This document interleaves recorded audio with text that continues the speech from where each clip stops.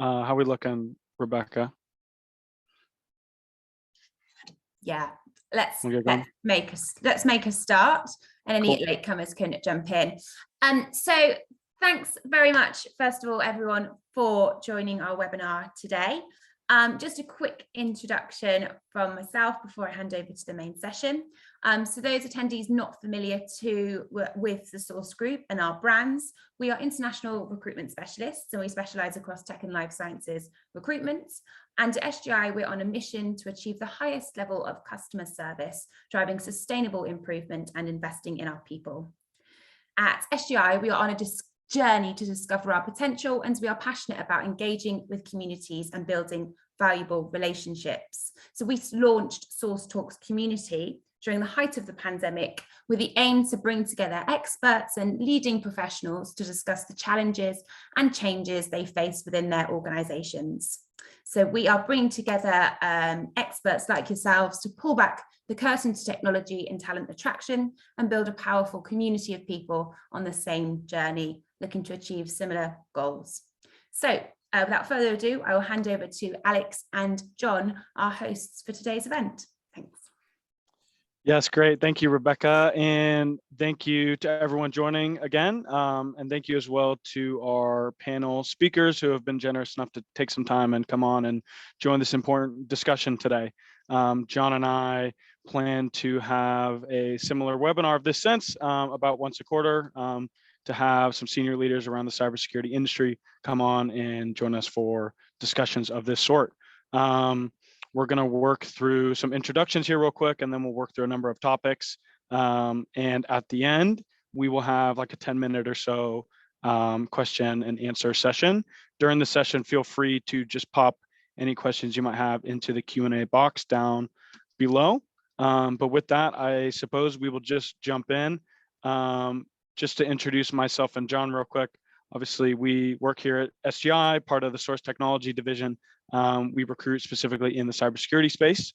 And yeah, that's kind of the main gist. I will let our panel speakers give a quick introduction. I'll start with Preston. And if you could just run through some of your background, what got you into security, maybe any veteran status you might have, as that's one of the topics of our discussion. And we will move on from there. Okay. First, I want to say good afternoon or good evening or good day to everyone. Alex, John, thank you so much for this invitation. Being a veteran myself, I revel the opportunity to help my fellow vets along in their journey to cybersecurity. So really appreciate that. So again, my name is Preston Miller. I am a senior cybersecurity consultant and a vCISO. I was formerly the CISO at NASA JPL. I got my start in cybersecurity through the military. I was in the Army for 10 years, whole. As an information systems specialist.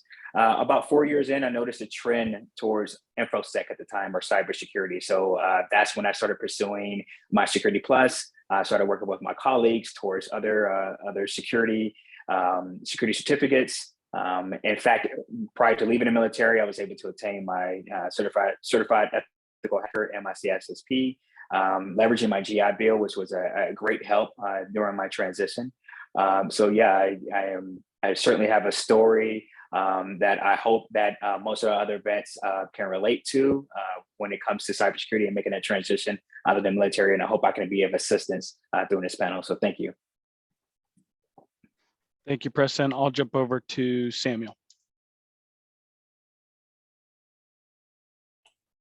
Thanks, Alex. I want to thank you and Rebecca and John for putting this on. This is a great sharing opportunity, and I'll just sort of jump right in.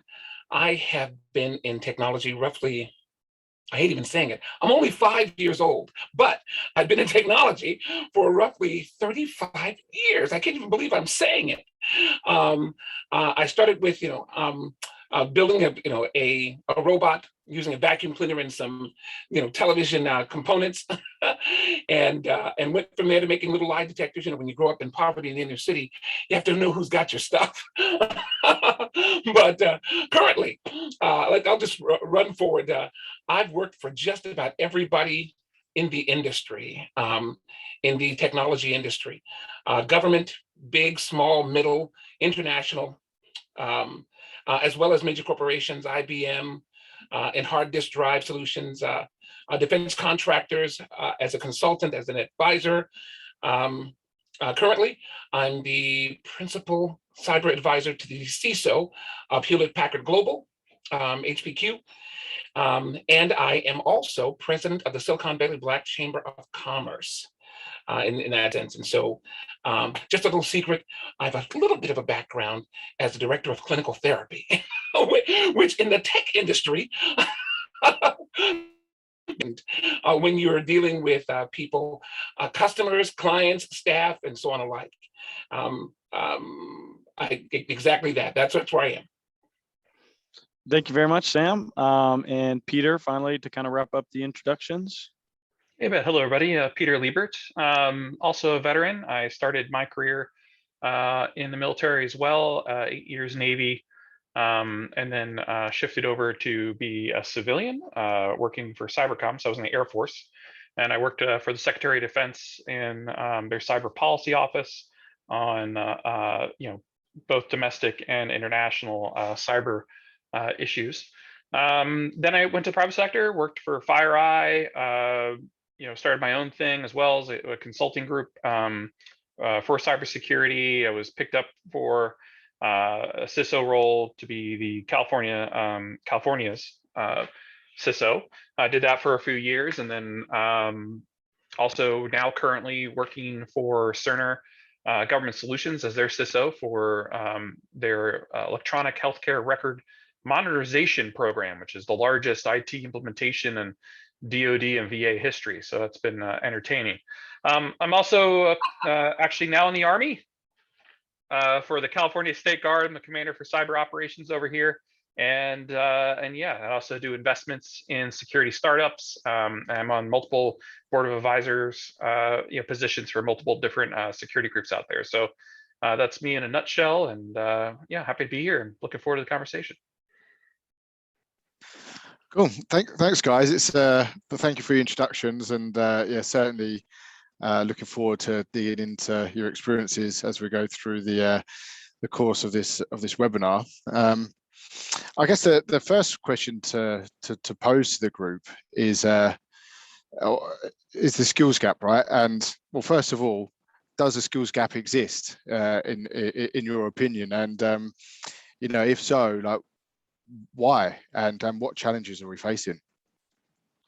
And it's just open floor.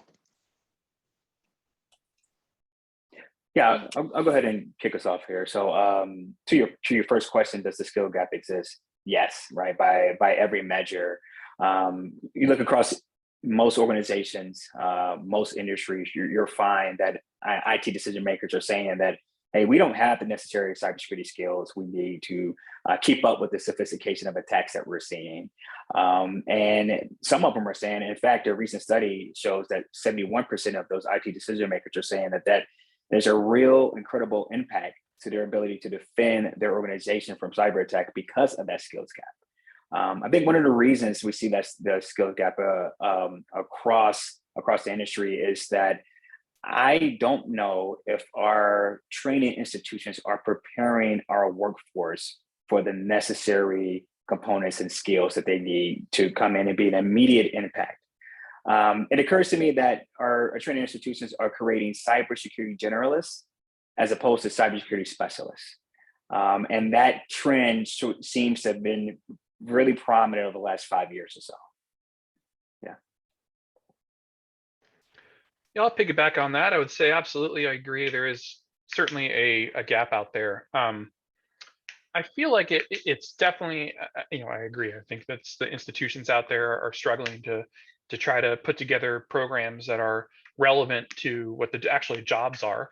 But I also would say that there's some blame can be spread around as well, right? I think another thing you're running into is you're seeing HR and headhunting firms and groups that are not translating very well the skills required for positions, and they're which I get. This is a relatively new field if you consider it across its other peers and industry verticals, right?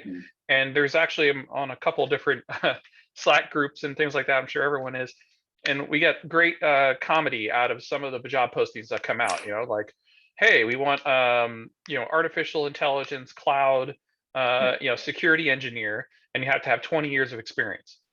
And you're like, okay, well, you realize that those technologies, the way they're implemented, is not even close to that, right? So how is that even feasible, right? So there's a lot of confusion out there of, what are the actual skill sets needed, what is actually in the marketplace, and how to find those folks. And the folks that they do find that are, have oodles of experience, like Sam, 3,500 years, I think is what I heard.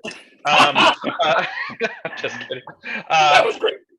Yeah, it's tough to get them and keep them, because then, there's so many job openings right now. I think 500,000, the last glance of the NICE table over, and there's a webpage for tracking all cyber jobs.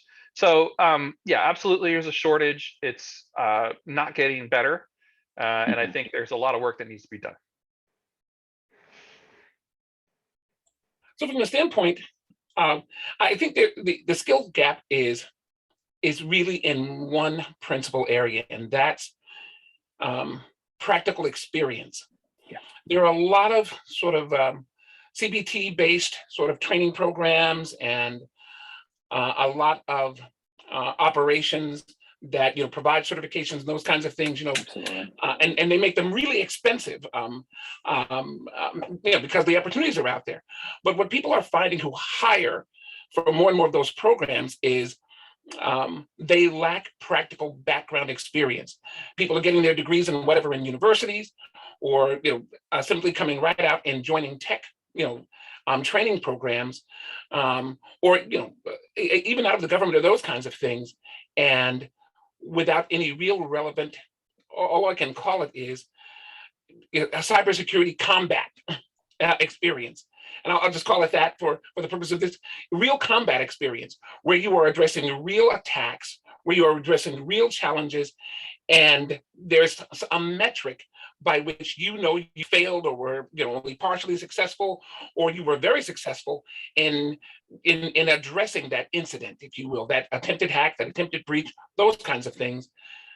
Unfortunately, historically, a lot of that has come either through the 3,500 years of my experience and just putting up a fight everywhere. Literally, I'm up until this current role, I'm known as like a chief firefighter.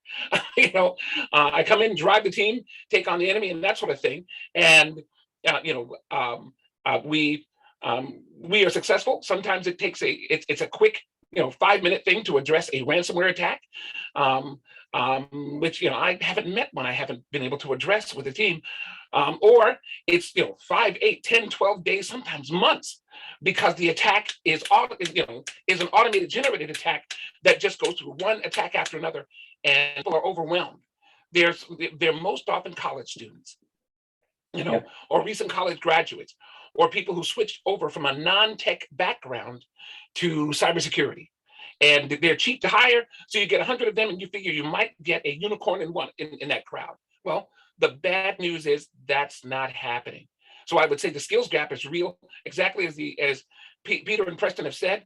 The problem is developing cyber warriors, if you will, who are experienced in the attack defense metric, who actually have taken on an attacker or a threat in a business or government environment, and gone through a process of responding to that, managing that, leading that, owning that, following through on that.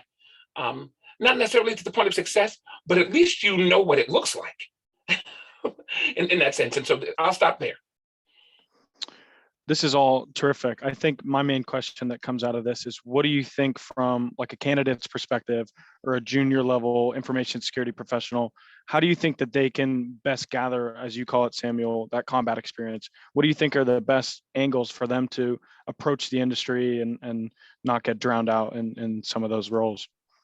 So for the number one thing is to get a real, front door, ground floor job in a tech role. And I mean all the way down to basic desktop software technician, because plenty of attacks and threats occur at that level. even if they are simply, bad users who are doing inappropriate things in terms of posting their passwords on their desktops and such. You're going to get engaged, but you want to, for students, just get engaged in the tech industry, but start, I hate saying this, at the bottom. I mean, if the more skilled you are, the more experienced you are, there's, no way a guy like Peter with hardcore, I'm sorry, Preston, with hardcore cybersecurity experience in the military, hardcore technical experience and certifications, that guy's in charge anywhere he goes. We know that, Peter, obviously at the strategic operational level, fine, in exactly that sense, but that's going to be rare. And so there are a lot of people coming into this industry because I can spell cybersecurity, I'm the guy or the girl. The answer is no. It really is an environment in which people should be able to prove some basic skill. And I don't mean some knowledge, I mean skill at getting on a computer, getting in a system, and showing, that they recognize an attack, that they recognize a threat, that they recognize a temperature change in the system. Not just an actual, is that a ransomware attack? Is that a redirect? Start at the basic things in that sense. And so that's my recommendation. Start at the basics, and it's okay. You can move rapidly, but skill, hands-on. Yes, I just want to piggyback on that because you said something there that really resonated with me, right? So, and this is really geared towards those professionals who are looking for those entry-level jobs. Because what you're finding is you can have the certifications, you can have the degree in your resume, but if this isn't coupled with that real-world experience, employers going to be dubious, particularly on the account, can you make an immediate impact? So don't be afraid to go get that experience somewhere, right? And I want to go back to what has sort of precipitated all of this. I think over the last 5 years, we've seen some changes across the cybersecurity industry that has kind of led to this, right? So the attacks have been more pronounced and more sophisticated, right? So organizations are now waking up to the idea that cybersecurity is a real thing. They're treating cybersecurity as a cross-cutting function. There's no longer a siloed set of technology and processes.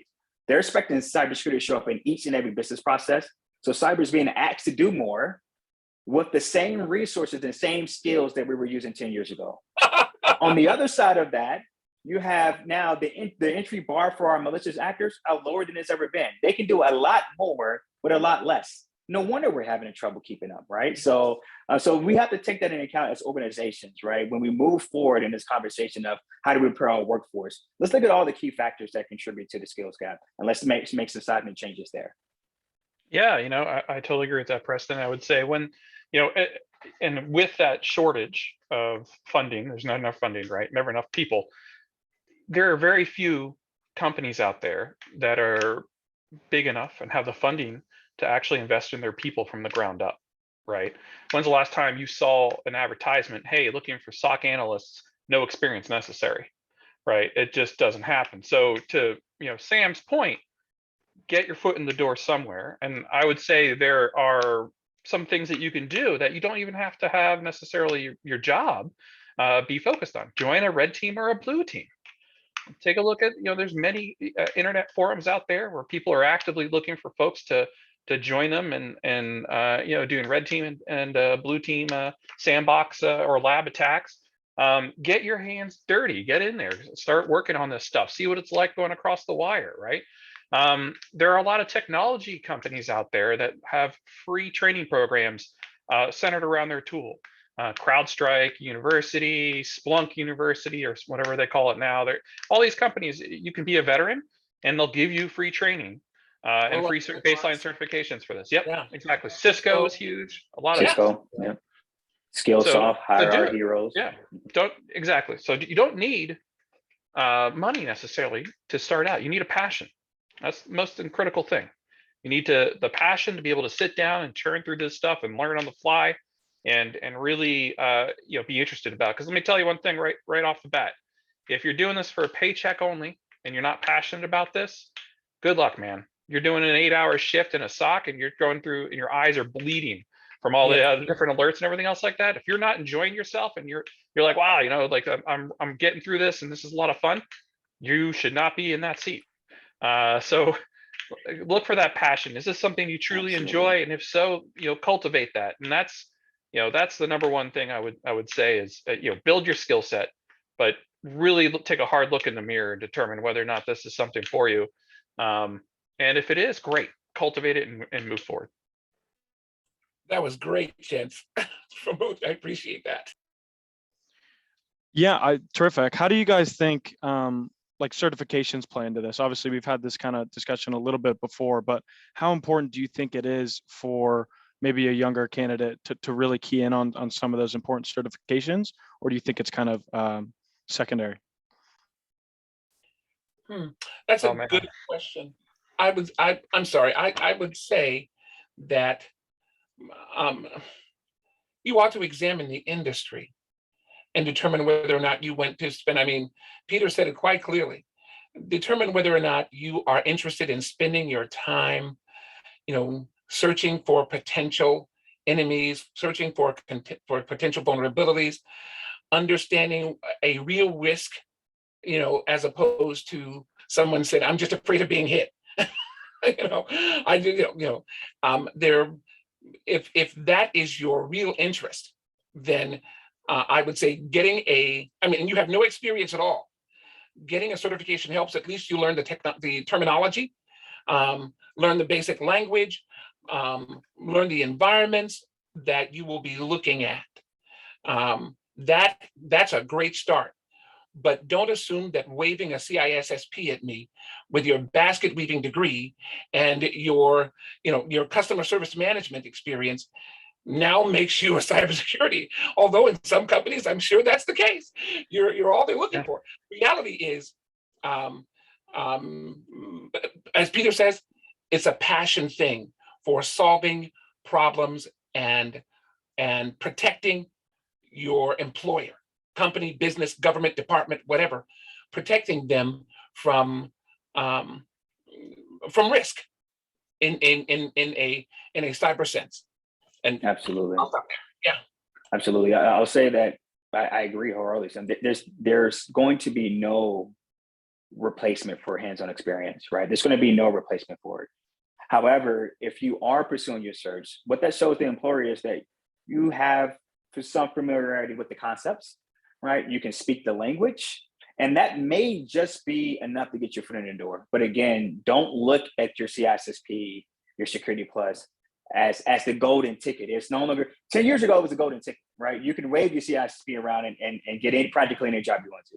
Now, again, employers are waking up, organizations are waking up. They're looking for those neat skills, right? So I would say now an AWS certification is probably worth more than your CISSP, right? A GCP, a Splunk certification, probably worth more because they know that you understand the tool, you know how to work the configuration of it.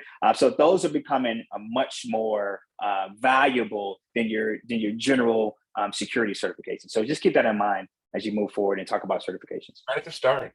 Yeah, I totally agree. And I have to say, I have a love-hate relationship with certs, man. You know, it helped me get my foot in the door when I first started. I have over a dozen. I spent more money on SANS than, you know, I think a couple professors are driving Ferraris because of me alone, right? So, but I mean, look, here's the deal, right?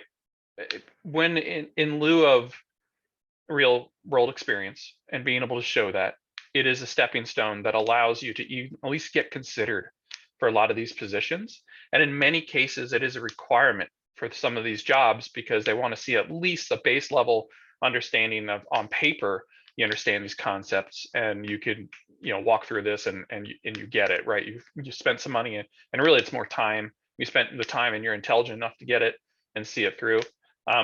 Until universities are going to start having classes on like threat analysis, you know, and things like this, and you're not seeing that now. You're going to have the certification market, and it's important. So I get the question all the time from folks who are starting out: do I need certs? What cert should I get? And I go back to what I said previously. You know, go for the free ones first, right? Test. You know, put your foot in there before you start I'm going to take out a loan and start doing this or throw it on the credit card, right? And I love the comment on like your AWS certs. There are a lot of industry certs out there that I mentioned that are vendor specific that are absolutely like must-haves these days. Amazon, Google. I mean, Amazon and Google actually offer their base level certifications for free, by the way, especially for veterans. So look at them, go get those, hunt those down. Again, we mentioned Cisco, Palo Alto. All of them have base level certs that you can get and are critical. And you're going to run into those. I don't care what environment you're in. There's going to be cloud stuff. There's going to be network stuff, right? You're going to have some Cisco somewhere, even if it's a switch. So, you're going to run into this stuff. So focus on that, get the free stuff that you can. And then as you progress, start figuring out if you want to go for a Gucci cert that maybe that you saw some, and I would tie it to job searches, by the way. If you're seeing, so, hey, I'm looking for analyst jobs, I'm looking for blue team jobs, whatever. And you're seeing, hey, must have, GCPM.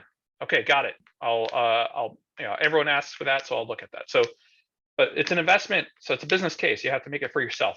But so I think they're important. They fill a critical component of where we are now, but hopefully in the future that's something that goes to the wayside. I would only add this one thing. Some of these companies that we've just mentioned, they are using those free training programs to find people who are really interested. So you take on a free training program and you do really well, you can find yourself in a ground floor opportunity.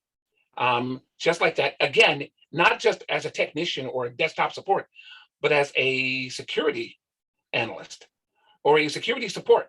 I mean, now all these roles are very diversified very diversified and very role specific. In the good old days, it was, good old days. It was somebody in a room who should be in the room, who should be outside the room, and how do we get the guards and the dogs to keep them from getting in? Now, it's complex systems, data analytics. What's it called? Software, systems, networks, devices. All of these are different types of security.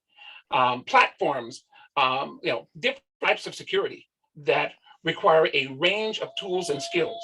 So please think that through. Yeah, and just one final comment. That's awesome. I totally agree with you, Sam. I would say also be relevant in the future. Take a look at where the industry is now and see where the trends are going and shoot for the trends and what's coming down the pipe, because it's going to take you a while to get good at this stuff. And you don't want to start learning Fortran and figuring out how to do the stuff that Sam knows all about from a security. No, I'm just kidding, Sam. I'm giving you enough shade today. But start thinking ahead, right? All right, hey, you know what? There's a huge market right now. It used to be AI was a thing that was kind of like maybe some folks had it. Everyone has the AI component now to their tools. So start thinking about how to use data analytics and deep data discovery with AI-driven tools. Get savvy on those tools. Find those free trainings. Get yourself up to speed. Cloud, huge, as Preston mentioned, cloud is a big deal and it's going to continue to be a big deal. So get savvy on how Amazon does cloud versus Google versus Azure, right? And start taking those courses. So be relevant for what the problems are coming down the pipe, and you'll find yourself being very much in never going hungry. Let's put it that way, right? So that's just my final comment on kind of how to tool your portfolio. Perfect. Yeah, appreciate that, gents. It's certainly gives a lot of insight from what I guess what a person or candidate can do, right, in terms of upskill them into the industry. I'd be interested to know your thoughts on, we've touched on it a little bit in terms of some of those companies that do certifications and then give you base level roles. But then we've also, right at the start, talked about job requirements saying entry level role, 20 years experience, as an exaggeration. So I'd be interested to know what you think the industry, or what we as an industry can do better to offer those opportunities to people either transitioning into cyber from another tech role, for example, or even at the graduate level. Get serious about investing in your talent, right? I think that's the bottom line, right? We're now, I mentioned it earlier, we're now expecting our cyber analysts to carry a lot of weight for the organization, right? Really be a part of the business decision when defining risk. I think, like any good business investment, investing in those people and their skill set creating a training program where you can take that entry level position, spend those person up on the tools, the skills, the processes they need to learn, and start there, right? Again, we're seeing the effects of creating these positions and asking for the unicorns to show up. We're 500,000 jobs in the hole. Right? When do we smarten up? Look across the business, start making those investments to train those folks in-house, bring in those entry-level skills, build those folks up to create a real true to form cybersecurity training program in these organizations. So I know of 2 companies that are willing to provide hands-on training in cybersecurity for defined areas. And one of them is Cisco, and one is HP. One requires, and I'm not putting anybody in front of anybody in that regard, one requires that you have a degree in the field, in a technology field. The other requires that you have a certification, regardless of degree. Pick your path, but the opportunities are there, and they are both offering, ground floor right in. If you, again, if you know the basic terms, in that sense, do you have any idea what a ransom attack looks like, or what that is? Do you have, what's the value of encryption?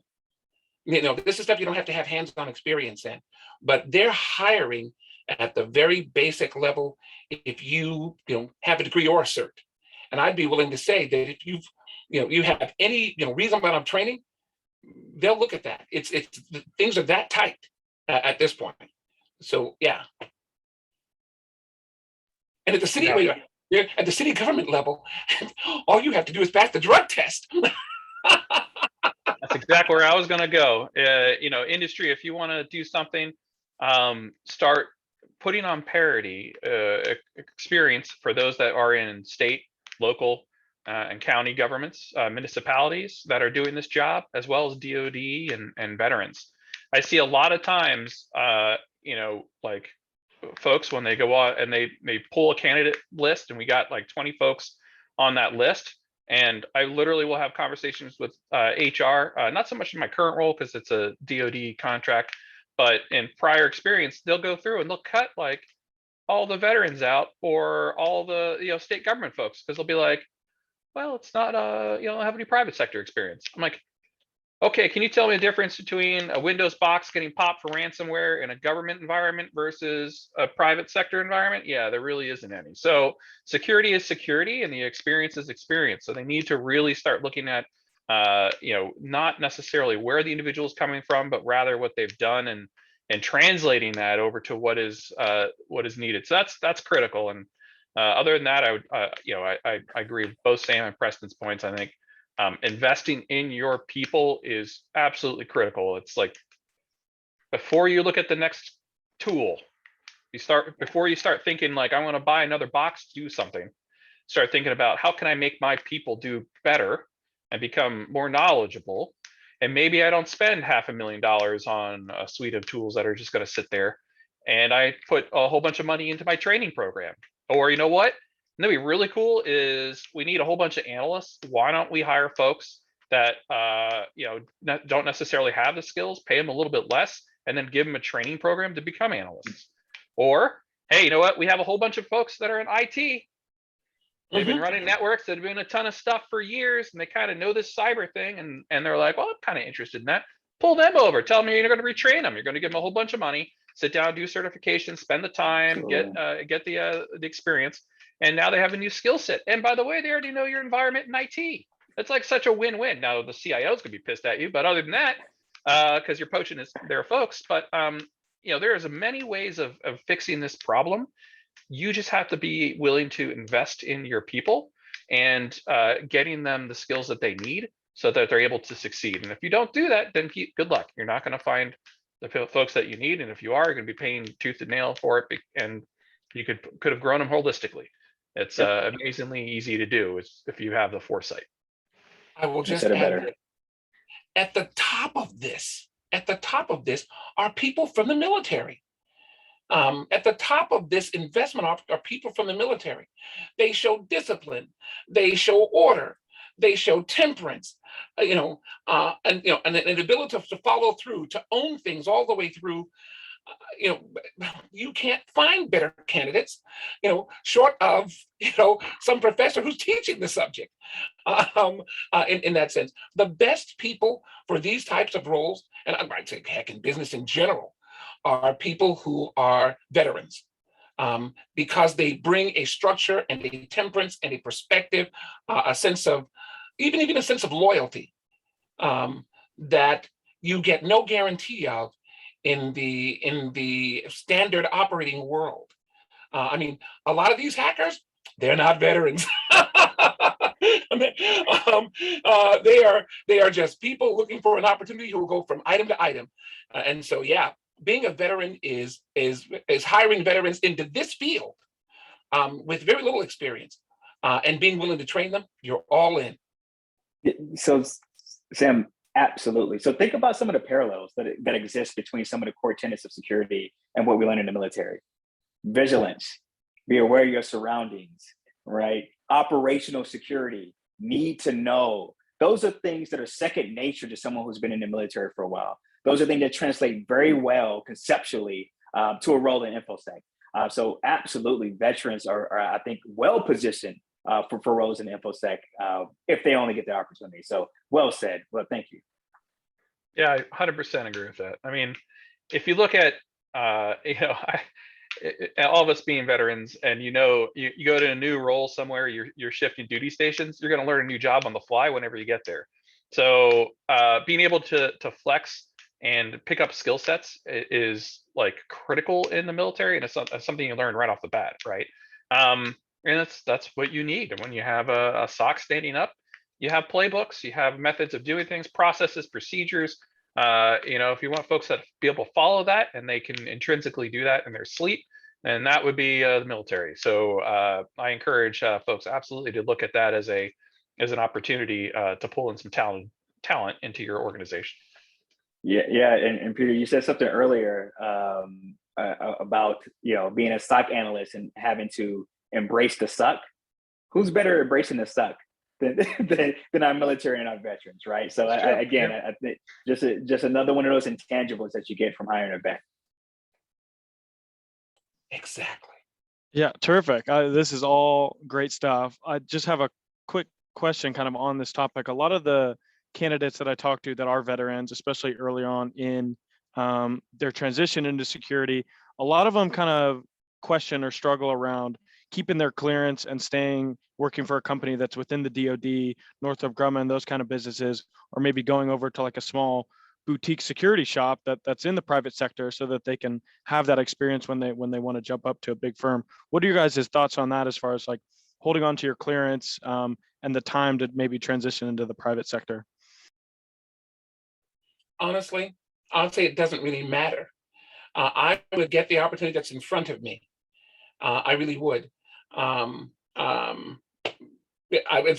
If somebody's offering, if Northrop Grumman or General Dynamics or one of those guys, Task has got an opportunity for you, and this would be my urge to the government, is talk to your contractors about hiring your people who are coming out. And I would say very specifically, the government probably would look, we need you over at the Department of Treasury. You're not going out of here. And I would say even that. Your people who are coming out, if they're going into civilian life, the first thing you ought to be looking at is your veterans who are capable and interested in this field. From USDA to NASA and back around to the U.S. Forest Service. I'm thinking as I'm listening to this needs to be like a video send to government agencies and companies and contract firms. Are you guys paying attention to any of this? Because this is an excellent opportunity to show government agencies and show the military the possibilities of engaging with the military directly, and say, who are your people coming out? Can you just run us the list of everybody who's interested, got skills in cybersecurity? or at least, tell them to come talk to us. And let's see what's possible. Fine, private sector, defense, great. That's an opportunity too. Small boutique, that's an opportunity too. But for those brothers and sisters who are coming out the door, and it's a familiar environment, from coming from the military environment into the government sector. It's really your environment. So you already have a leg up on having some technology awareness, understanding. And so you bring a lot to the table by engaging with them, but more importantly, they bring a lot to the table by figuring out ways to engage with you. So yeah, I'll stop there.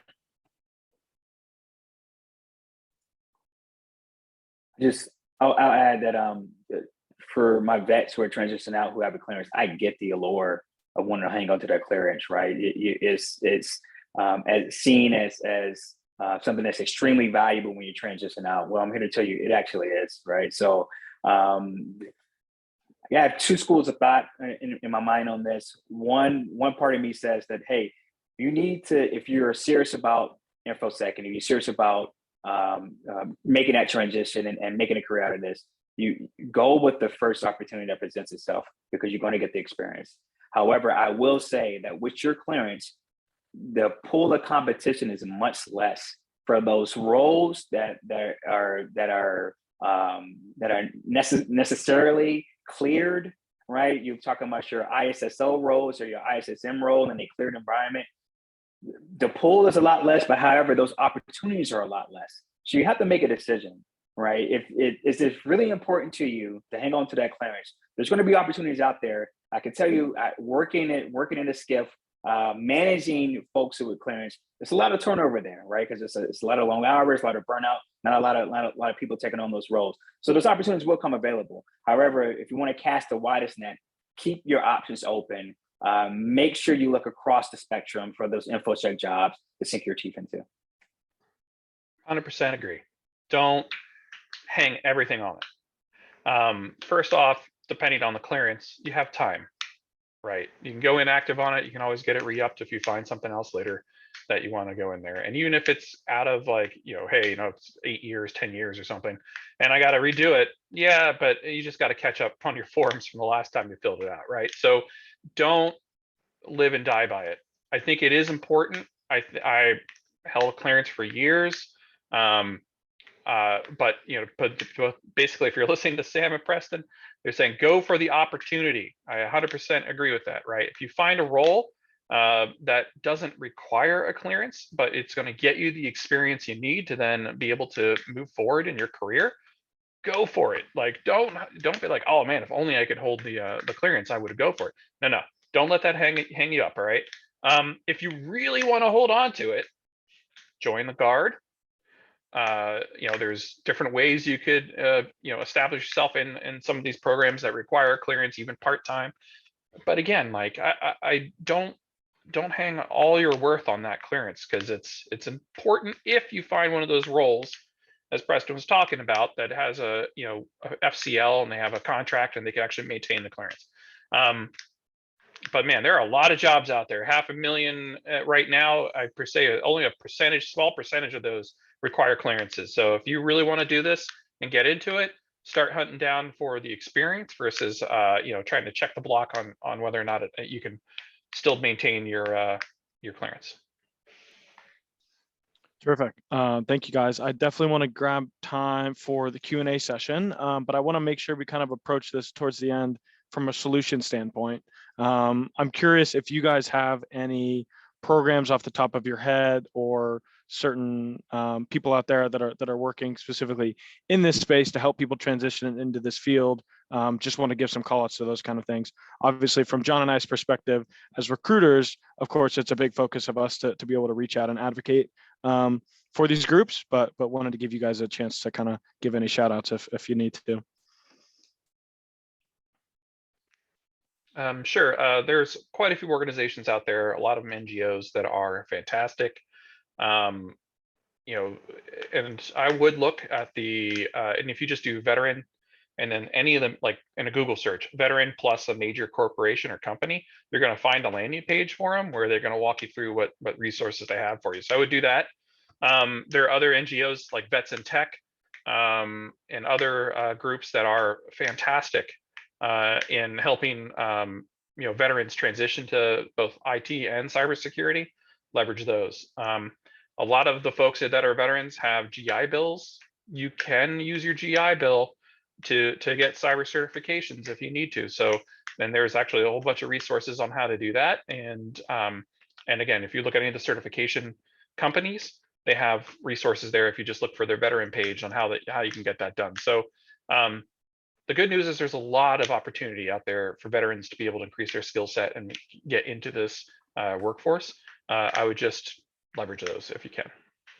Absolutely. And Pete, you nailed it, right? So in addition to what Peter already said there, I would also recommend checking out a website called Hire Our Heroes that also has a lot of transition related advice, also certification help as well. And Pete, you mentioned something, you use your GI Bill for certifications. I did that, right? For my CISSP and my CEH. And it worked out tremendously well. So if you follow Pete and Sam's advice, look for the industry trends, look for what skills are going to be necessary, what certifications line up there, and use your GI Bill to go pursue those. You're going to put yourself in a really good position to be a very valuable candidate moving forward. So absolutely. And last but not least, find yourself a mentor, right? So find yourself someone who has made that transition, who's gone through some of the places that you want to be and you want to get to. Just ask some questions, right? I want to offer myself up as to be a mentor. If you find me on any one of these social media platforms, LinkedIn especially, reach out to me, shoot me a question about my past, my transition, and my journey. I will take the time to answer you. I have a soft spot for helping our vets get to the next place in their journey because I had so many vets who helped me out during my journey. So, and I want to pay it forward. So again, those are a great opportunity there. A lot of resources out there for you. Don't be afraid to take advantage of them. I will say this. I'm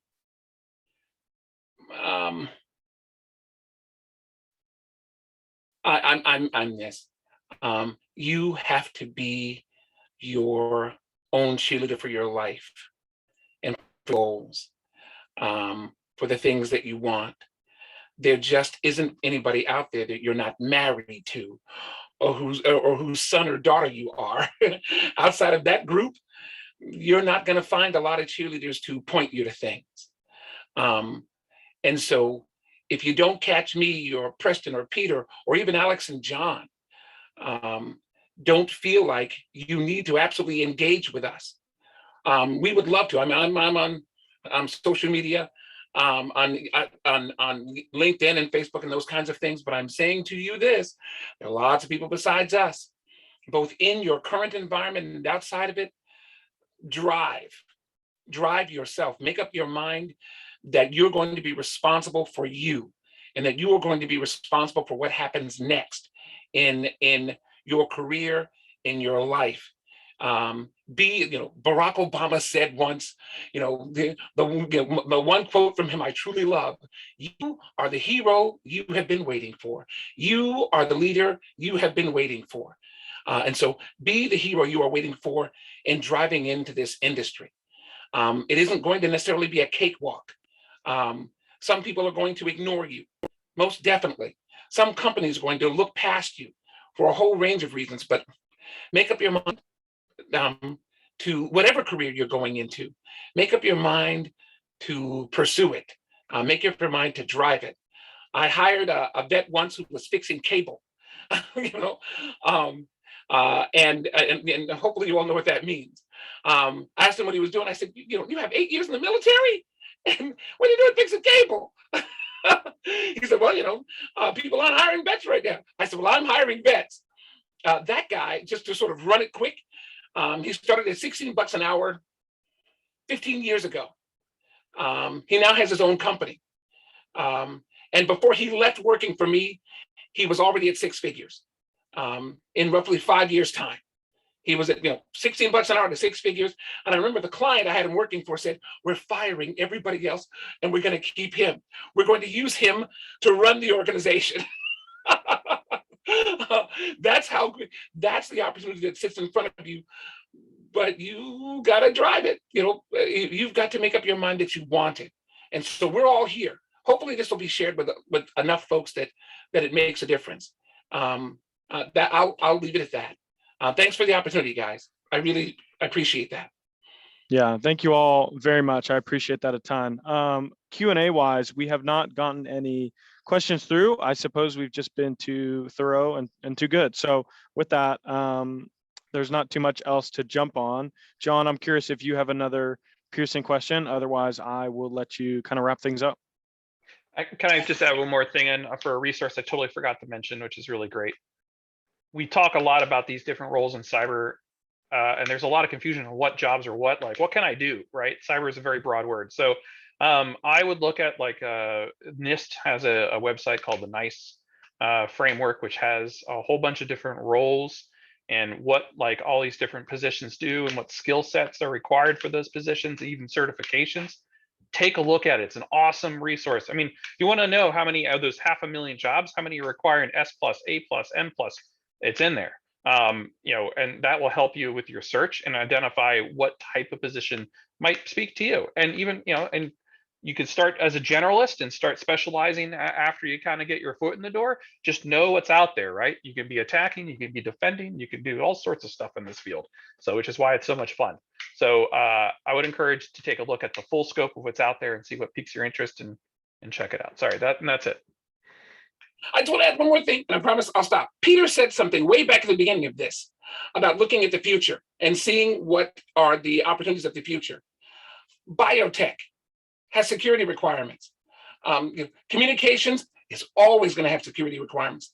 The whole IoT, or what I call the globally connected universe, smart houses, smart cars, smart this, that, and the other thing, bioconnected,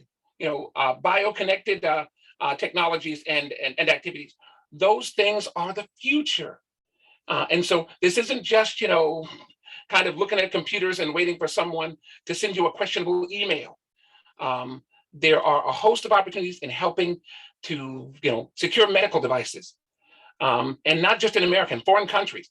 Most of our major medical devices made in foreign lands. They don't care that you only speak English. Look at the possibilities. Perfect. Yeah. Well, no, I think that's kind of brought us to a natural conclusion, really. I think you guys are giving some great insight from many different angles, so really appreciate that. Obviously, the people listening, we'll get that out to a wider audience as well. I'd just like to reiterate that I'm sure these three gentlemen will be happy to help anyone who dropped them a message, as Preston was saying, on LinkedIn or what have you.